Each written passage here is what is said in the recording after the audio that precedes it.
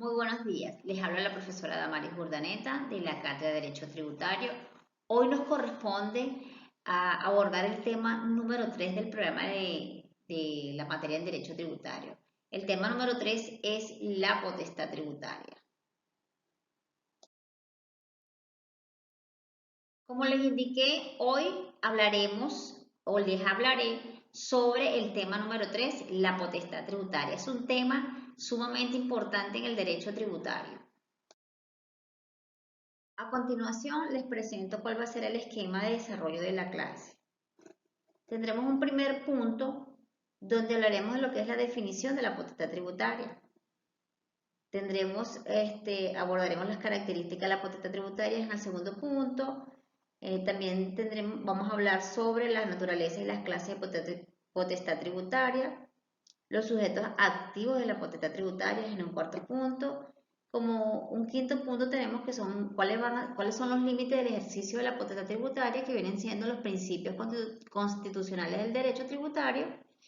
Y tenemos como último punto unas actividades que desarrollarán ustedes como tema para complementar el tema que nos aboca el día de hoy. Comencemos. Como primer punto tenemos lo que es la definición de la potestad tributaria. La doctrina no es unánime en cuanto a la conceptualización de lo que es potestad tributaria. Sin embargo, para los efectos de esta clase, citaremos dos definiciones de los autores Héctor Villegas y Moya Millán.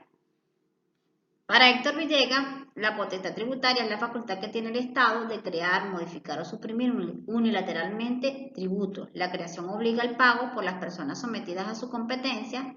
Implica, por tanto, la facultad de generar normas mediante las cuales el Estado puede compeler a las personas para que le entreguen una porción de sus rentas o patrimonio para atender las necesidades públicas. Por su parte, Moya Millán señala, la potestad tributaria o poder tributario es la facultad que tiene el Estado de crear unilateralmente tributos, cuyo pago será exigido a las personas sometidas a su competencia tributaria espacial. Esto, en otras palabras, comporta el poder coactivo estatal de compeler a las personas que le entreguen una porción de sus rentas o patrimonios cuyo destino es el de cubrir las erogaciones, que implica el cumplimiento de su finalidad de atender necesidades públicas. Sobre la base de este concepto, podemos tener en consideración varios aspectos. El primero de ellos es que ambos autores señalan que la potestad tributaria es la facultad que tiene el Estado para crear unilateralmente los tributos. Cuando hacemos referencia o cuando estos autores hacen referencia a que es la facultad que tiene el Estado para crear unilateralmente los tributos, se refiere a que el Estado, investido de su poder de imperio, tiene atribuciones, tiene capacidades y atribuciones jurídicamente establecidas en la Constitución que le da esa capacidad y ese poder y esa facultad de crear la figura del tributo con el fin único de obtener de particulares recursos económicos. Como es bien sabido, el presupuesto público de un Estado viene dado por una de sus fuentes principales, que es el tributo. El tributo viene siendo una fuente de financiamiento del Estado.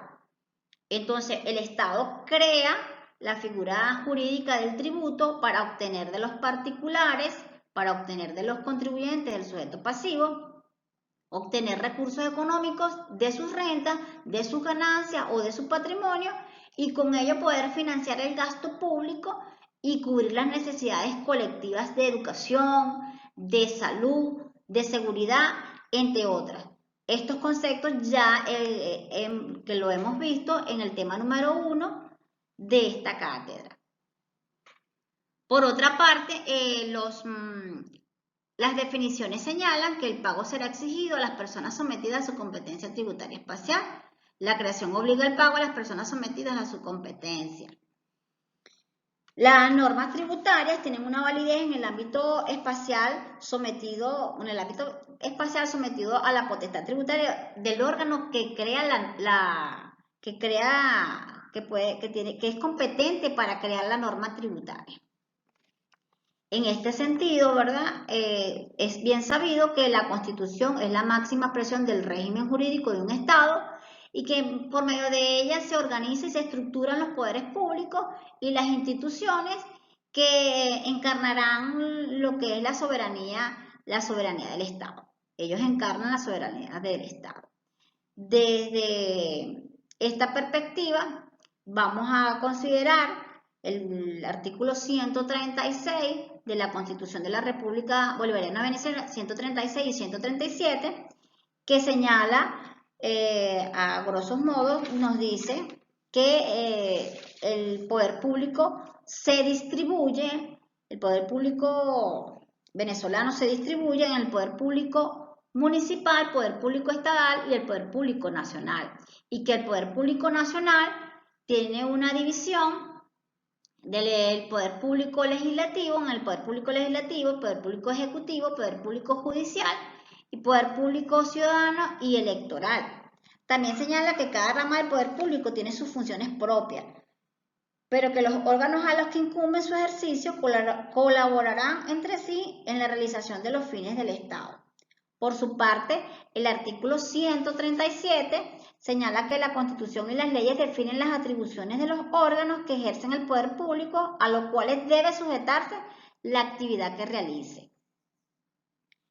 Esto es importante también señalar que el artículo 4 de la Constitución de la República Bolivariana de Venezuela señala que el Estado es federal, descentralizado en los términos consagrados en la Constitución. Entonces, en resumidas cuentas, cuando se habla de lo que es la competencia tributaria espacial, también se puede decir que la competencia tributaria espacial es la atribución de los gobiernos, del gobierno, administración, recaudación y control fiscal de los tributos a ser ejercida por el órgano ejecutivo del ente político territorial en su jurisdicción territorial. Cuando hablamos de lo que es la competencia tributaria espacial, hablamos de la jurisdicción territorial que enmarca al poder o al órgano competente de la creación de las leyes. Por otra parte, tenemos que los conceptos señalan que la potestad tributaria comporta el poder coactivo estatal de compeler a las personas para que le entreguen una porción de sus rentas. Implica, por tanto, nos dice Villegas, la facultad de generar normas mediante las cuales el Estado puede compeler. Esto hace referencia al poder que tiene el Estado, el poder coactivo que tiene el Estado, y que aun cuando el contribuyente o el sujeto pasivo quiera negarse a aportar o a cumplir con su obligación, el Estado puede exigir y tiene el poder para obligar al contribuyente a cumplir con las obligaciones. Estas obligaciones siempre y cuando se den bajo las condiciones establecidas en la ley tributaria. Esto quiere decir que cuando se cumple o se materializa el presupuesto de hecho o el hecho imponible. El Estado tiene ese poder de exigirle, de obligar a ese contribuyente a cumplir con su obligación tributaria. También señala, ¿verdad? Ahora, esto que señala de que se entregue una porción de su renta de patrimonio, ya lo hablamos, cuyo destino es cubrir las erogaciones que implica el cumplimiento de su finalidad de atender las necesidades públicas. Ya hemos dicho que una de las principales fuentes de ingresos del Estado son los tributos y que el Estado utiliza como instrumento la figura del tributo para la captación de estos recursos y financiar tanto las necesidades públicas como el sustento del Estado como tal o la existencia del Estado como tal. Otra de las bases legales, ¿verdad?, que fundamentan lo que es la potestad tributaria, la tenemos en el artículo 133, tal como está expresada aquí en la lámina. El artículo 133 de la Constitución de la República Bolivariana de Venezuela señala que toda persona tiene el deber de coadyuvar a los gastos públicos mediante el pago de impuestos, tasas y contribuciones que establezca la ley. Acá finalizamos el primer punto, comencemos o pasaremos al análisis del segundo punto. Como segundo punto tenemos los caracteres de la potestad tributaria. Son 4, de carácter abstracto, de carácter permanente, de carácter indelegable y de carácter irrenunciable. De carácter abstracto, la potestad tributaria, al igual que las leyes abstractas, es abstracta, pero debe aplicarse en concreto.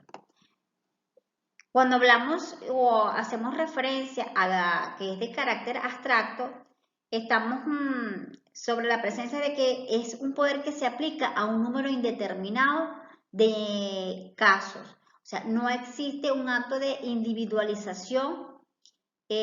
Cuando se refiere a abstracto, nos referimos a que es una cualidad o una situación donde no se refiere a una persona o a un individuo determinado.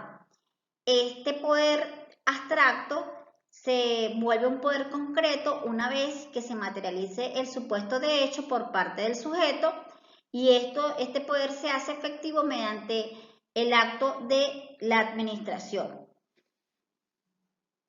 Es, como segundo, de carácter permanente.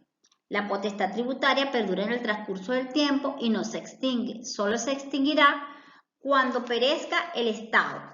Entonces, es de carácter permanente porque la potestad tributaria es natural, inherente y consustancial con el Estado. Si existe el Estado, existe la potestad tributaria. Si el Estado se extingue, por lo tanto, la potestad tributaria no existirá. Es de carácter indelegable. El Estado no puede desprenderse ni delegar la potestad tributaria.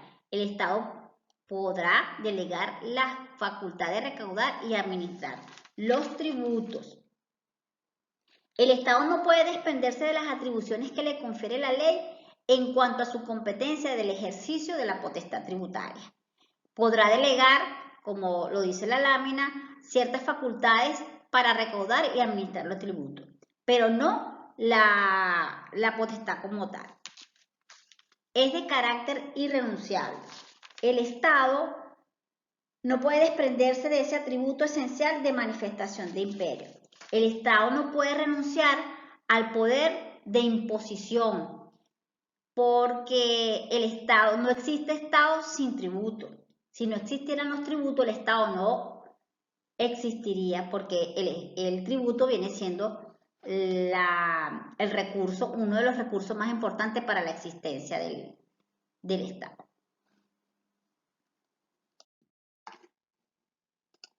Como tercer punto tenemos lo que es la naturaleza y las clases de potestad tributaria. En cuanto a la naturaleza, podemos decir que la potestad tributaria es de naturaleza de derecho público, toda vez que ella emana del poder de imperio del Estado. Es importante que recordemos que el derecho público viene siendo todas aquellas disposiciones legales que tienen por finalidad regular las relaciones jurídicas entre el Estado y los particulares, y también las relaciones entre los entes u órganos públicos.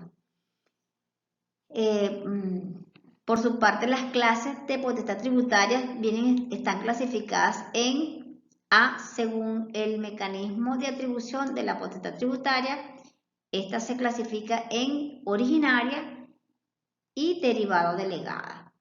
Al referirnos a lo que es la potestad tributaria originaria, Moya nos dice que es originaria cuando emana de la naturaleza y esencia misma del Estado y en forma inmediata y directa de la Constitución.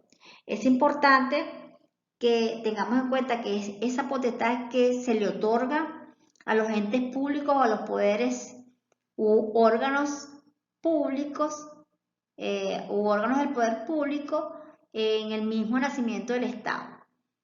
Tenemos que como característica fundamental la potestad tributaria es natural, inherente y consustancial con el Estado y tiene su causa inmediata y directa en la Constitución. Ella nace con la Constitución, por lo tanto se origina, es originaria desde el nacimiento del Estado como tal. Entonces la potestad tributaria originaria vienen siendo entonces las facultades y atribuciones que le confiere la Constitución a esos órganos del poder público que vienen siendo el poder, o los órganos del poder público nacional, estatal y municipal. En cuanto a la potestad tributaria derivada o delegada, Moya nos dice que es la facultad de imposición que tiene el ente municipal o estatal para crear tributos por derivación en virtud de una ley y que emana directa e inmediata de la Constitución. Esta potestad tributaria es la que se encuentra establecida en las leyes. El órgano que ostenta la potestad tributaria originaria crea una ley y por medio de esta ley deriva o delega la potestad a otro ente público. Es una de las características fundamentales de esta potestad tributaria delegada es que ella se encuentra consagrada en la Constitución, en la ley. En cuanto a que la potestad tributaria originaria se encuentran encargadas, las atribuciones se encuentran consagradas en la Constitución. Seguimos con la clase de potestad tributaria. Según la modalidad del ejercicio de la potestad tributaria se clasifica en potestad tributaria normativa y potestad tributaria de imposición.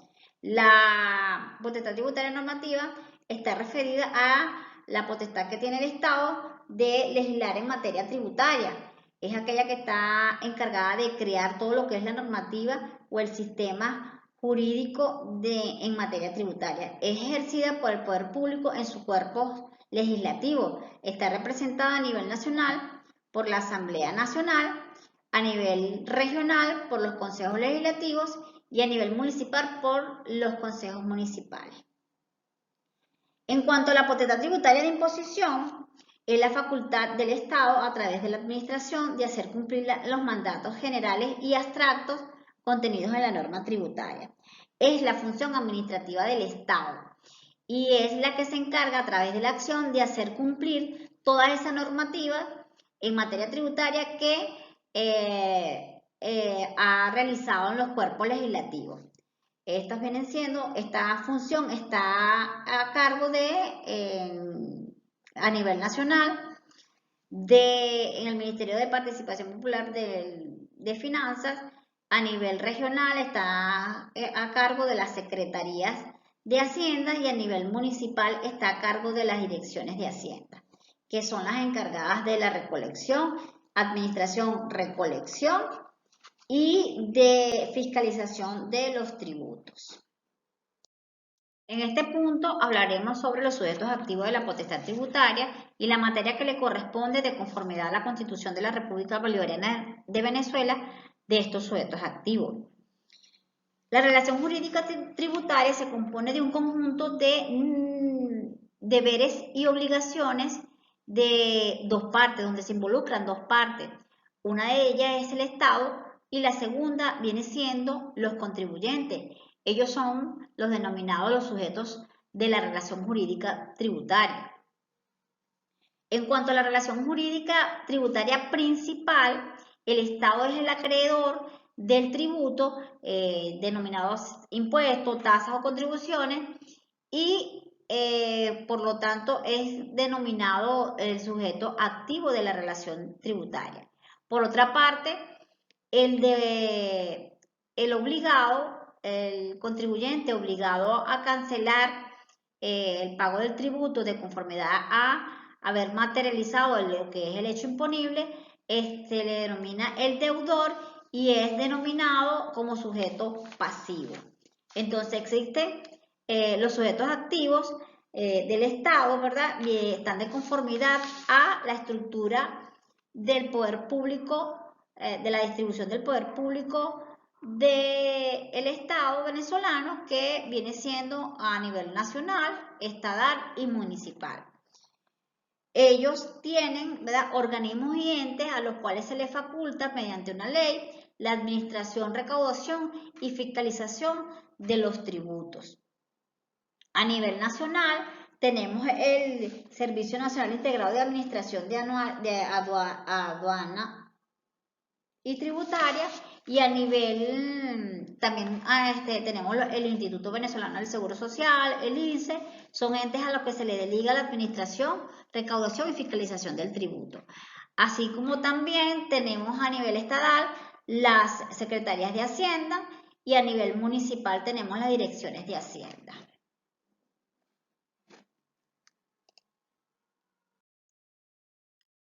En cuanto a la materia que le corresponde a los sujetos activos, estas están consagradas en la Constitución de la República Bolivariana de Venezuela, le confiere la potestad tributaria a nivel nacional, está conferido en el artículo 156, ordinales del 12 al 16 y el 22, 32 y 33 de la Constitución. Asimismo, a nivel estatal está establecido en el artículo 164, ordinales 3, 4, 5, 7, 8, 9, 10 y 11, y en los artículos 167 ordinales del 1 al 6. A nivel municipal está en el artículo 179 y 183. Tienen como actividad leer los artículos para tener como referencia el desarrollo de la materia que le corresponde a los sujetos activos de la potestad tributaria. Como quinto punto tenemos los límites de la potestad tributaria. El ejercicio de la potestad tributaria no es ilimitado, se encuentra, para la redundancia, limitado por los principios de derecho tributario consagrados en la Constitución. Estos principios constitucionales tributarios tienen que jugar un papel importante, un papel preponderante, por cuanto son las manifestaciones especiales de los derechos y garantías de los ciudadanos contribuyentes contra los abusos de poder y las arbitrariedades que pueda cometer el Estado. También se puede decir que son mandatos norteadores, orientadores a la hora de la elaboración de las leyes. En este sentido podemos decir que los cuerpos legislativos, el Estado a través de su cuerpo legislativo, deben considerar estos principios constitucionales para la elaboración y modificación de las leyes. De lo contrario, so pena de inconstitucionalidad cualquier ley que esté fuera de estos principios o que no contengan o no se oriente a través de los principios. Podemos afirmar también que son vectores y directrices del Poder Judicial, principalmente de los tribunales constitucionales, en la aplicación del ejercicio de control constitucional, ya que son las normas, ya que estas normas garantizan la defensa y la protección fundamental del ciudadano contra las normas tributarias que sean arbitrarias y contra derecho. Estos principios constitucionales son el de legalidad y reserva legal. Tenemos el principio constitucional de generalidad, el principio de igualdad, el principio de progresividad, el principio de no confiscatoriedad y el principio de capacidad contributiva, el principio de justicia tributaria y el principio de no retroactividad.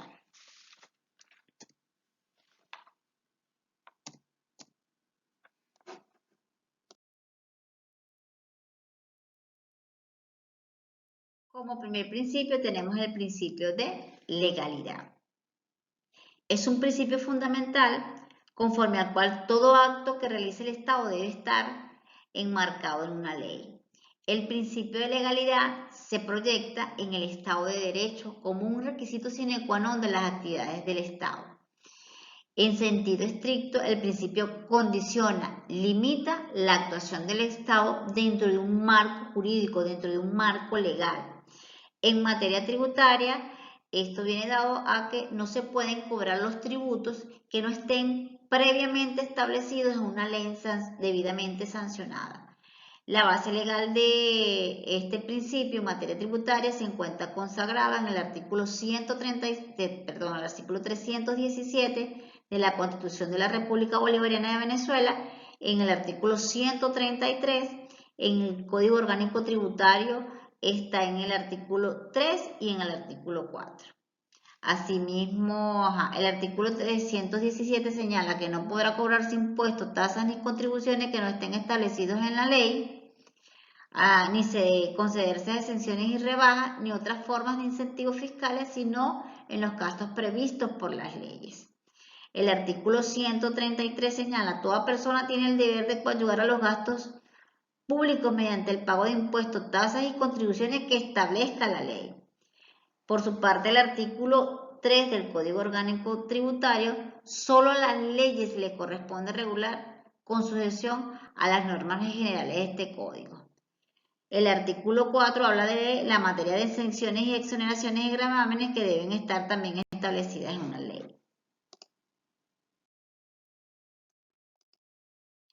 En la Ley Orgánica del Poder Público Municipal, en su artículo 163, señala: no podrá cobrarse impuestos, tasas ni contribución municipal alguna que no esté establecido en ordenanza. Por su parte, la Ley Orgánica de Procedimientos Administrativos, en su artículo número 10, señala: ningún acto administrativo podrá crear sanciones ni modificar las que hubieran sido establecidas en las leyes, crear impuestos u otras contribuciones de derecho público, salvo dentro de los límites determinados por la ley.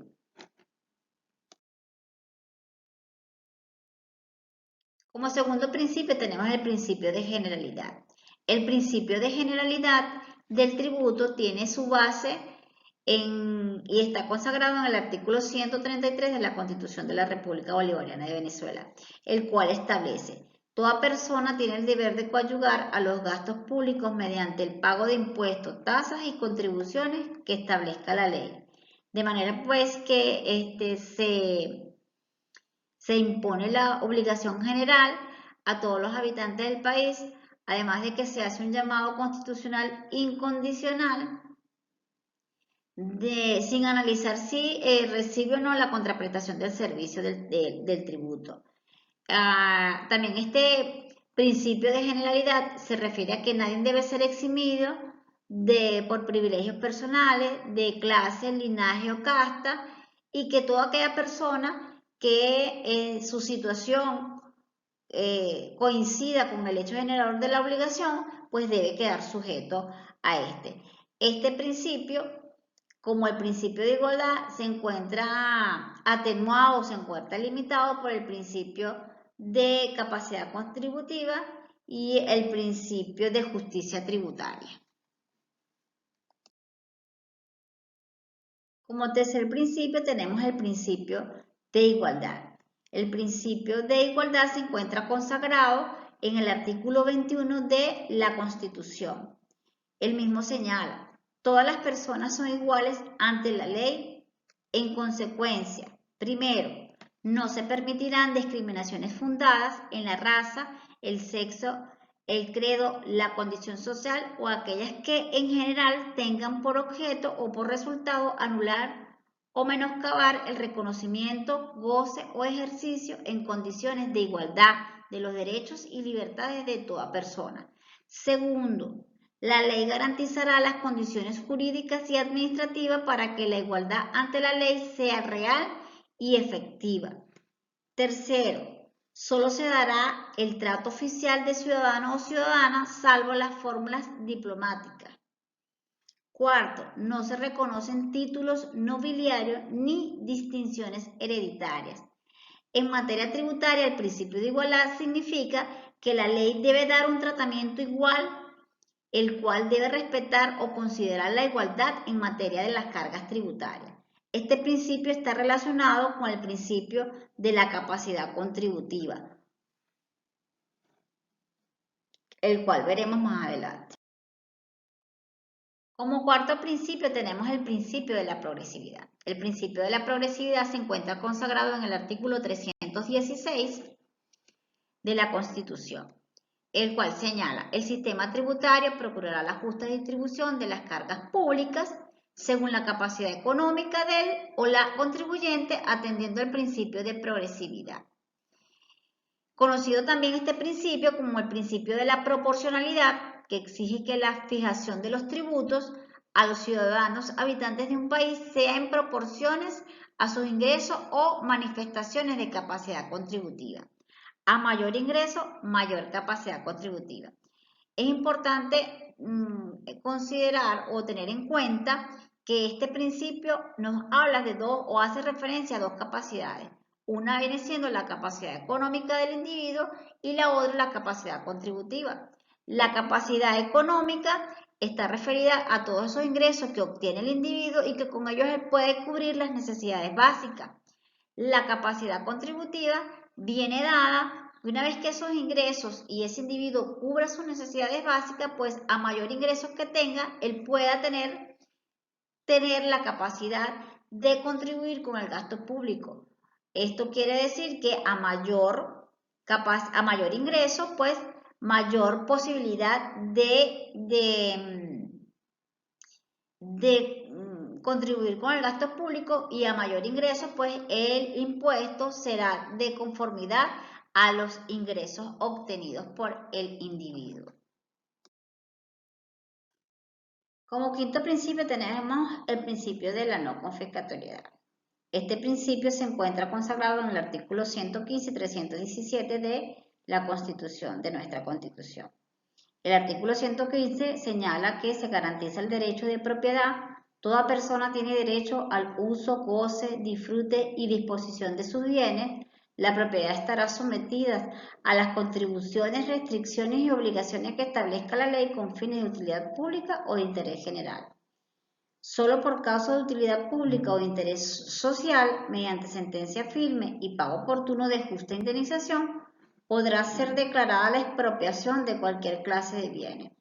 Por su parte, el artículo 317 señala: ningún tributo puede tener efectos confiscatorios. Este principio tiene como objeto proteger el derecho a la propiedad privada, proteger a los bienes de los contribuyentes en caso de que el Estado intente confiscar sus bienes por alguna falta o alguna sanción tributaria. Aparte que también ataca y evita de alguna manera que el poder tributario se exceda en sus límites y evita con ello también lo que es como consecuencia la destrucción de la economía y la sociedad. Aquí hay que tomar en cuenta en el principio de no confiscatoriedad que los excesos tributarios no vayan en detrimento de lo que es la economía del contribuyente, y que el Estado debe garantizar de alguna manera la persistencia o que estos contribuyentes puedan seguir percibiendo, puedan seguir persistiendo económicamente en el tiempo, porque de ello proviene o de ellos es que se obtienen las rentas por esta figura del tributo. Como sexto principio tenemos el principio de la capacidad contributiva. Este principio se encuentra consagrado en el artículo 136 de nuestra Carta Magna. Dicho artículo establece que el sistema tributario procurará la justa distribución de las cargas públicas según la capacidad económica del o las contribuyentes. Este principio constituye el límite material del ejercicio de la potestad tributaria, además de que se aplica a quienes por su capacidad económica se colocan en el supuesto de la norma que lo establece como contribuyente o como sujeto pasivo.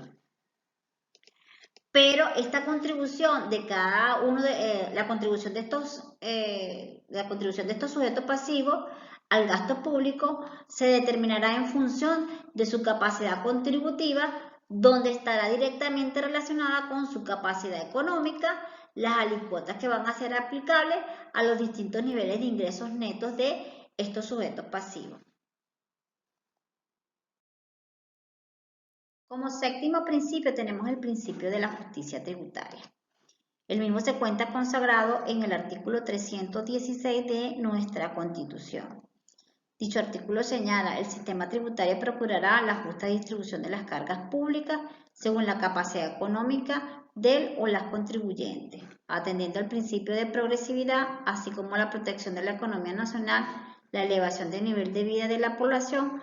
Para ello se sustentará en un sistema eficiente para la recaudación de los tributos. Este principio significa que un tributo es justo en la medida que grave a todos con la misma intensidad. También el sistema debe prever que los individuos no tienen la misma capacidad económica y por consiguiente no tienen la misma capacidad contributiva. El principio de la justicia tributaria limita y regula lo que es el principio de la generalidad y el principio de la igualdad. Mediante este principio se tomará en cuenta la capacidad económica del ciudadano y a través de un sistema de exenciones y exoneraciones y demás beneficios se protegerá al que menos tiene. Todos sabemos que ante la ley todos somos iguales y que todos debemos coadyuvar o colaborar al gasto público. Sin embargo, esto se hará en la medida de o en función de las capacidades económicas de cada individuo. Como último tenemos el principio de no retroactividad. Este principio se encuentra consagrado en el artículo 24 de la Constitución de la República Bolivariana de Venezuela y en el artículo 8 del Código Orgánico Tributario. En el artículo 24 nos señala que ninguna disposición legislativa tendrá efectos retroactivos excepto cuando imponga menor pena. Y el artículo número 8 nos indica que ninguna norma en materia tributaria tendrá efectos retroactivos excepto cuando suprima o establezca sanciones que favorezcan al infractor. ¿Esto qué significa? Que una ley, una vez que entra en vigencia, no tiene efectos hacia atrás en el tiempo. Sus efectos solo operan una vez que se promulga la ley y se pone en vigencia. Nuestro ordenamiento jurídico venezolano no admite la retroactividad en materia tributaria. Es de destacar que existe una excepción a este principio que viene dada en función de cuando esta retroactividad se aplicará cuando suprima o establezca sanciones que favorezcan al infractor, ya como se ha mencionado o se leyó en el artículo número 8. Con esto finalizamos lo que es la clase de la potestad tributaria. Tenemos como la actividad a asignar lo que son los sujetos, leer los artículos que se les refirieron en las láminas que tienen que ver con la materia de los sujetos activos, y la materia que le corresponde a los sujetos activos de la potestad tributaria, y con esto finalizamos lo que es la clase de potestad tributaria, que es el tema número 3. Para finalizar, es importante recordar que tenemos como punto número 6 la asignación de la actividad, que es leer los artículos que están referidos a la materia que le corresponden a los sujetos activos de la potestad tributaria. Esto también va a ser materia de evaluación. Con esto me quiero despedir. Muchas gracias por su atención. Hasta la próxima clase.